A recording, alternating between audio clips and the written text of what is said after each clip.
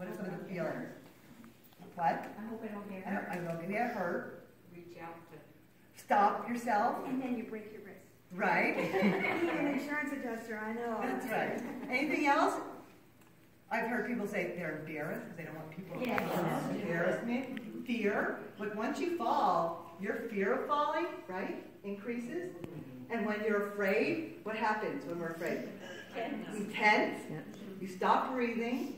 Okay? And so that's why when we talk about this class and practice, I'm going to give you a few stories about this. You got it. Okay. Why it's really important to first talk about fear. So, do you know what fear stands for? F-E-A-R. Do you know what it stands for?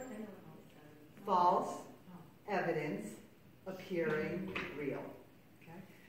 What is the fixer for fear? Knowledge. Faith. It starts with faith. So first I have to believe that God loves me enough that even if I fall, He's going to take care of me. He's going to provide the people and whatever I need to take care of me. That's one.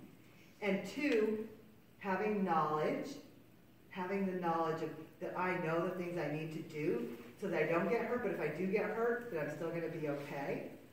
Because fear is what causes a lot of the injuries. And the worst injuries that I've seen as a physical therapist that have come from trips and falls are not people who fell. It's people who prevented themselves from falling, grabbing a hold of something, breaking their arm, falling forward, bracing themselves, breaking their wrist. Slips like this and throwing their back out without falling. Slips like this and head hitting back and getting a concussion. Okay? They all came from something happening really quick and not having the body instinct to be able to recover.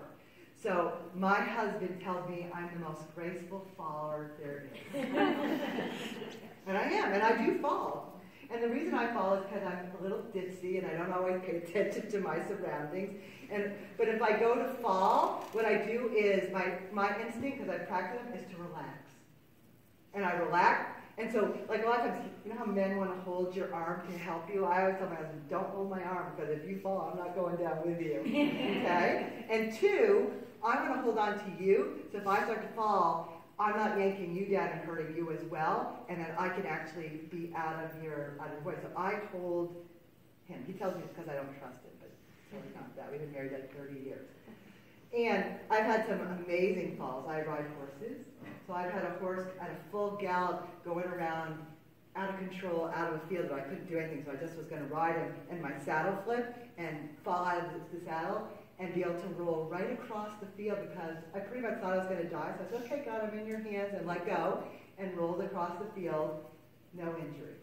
Okay? Because for years, practicing things of relaxing. So an instinct that you have to create is when you go to fall, is not to brace. Your first instinct may be to brace, but as soon as you can relax, it's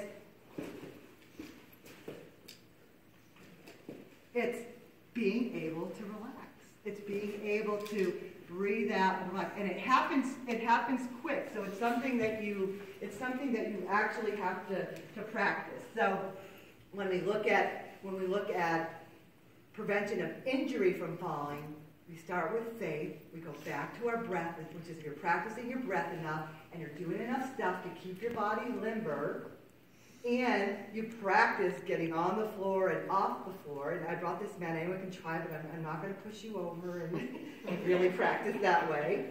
But there are things that are really important. So here, and I was actually practicing this with my mom tonight to make sure that she could do it. We could actually show it. But you should be able to, and I'm not saying you can do it now, but you should be able to get on the floor, really without using your hands, okay?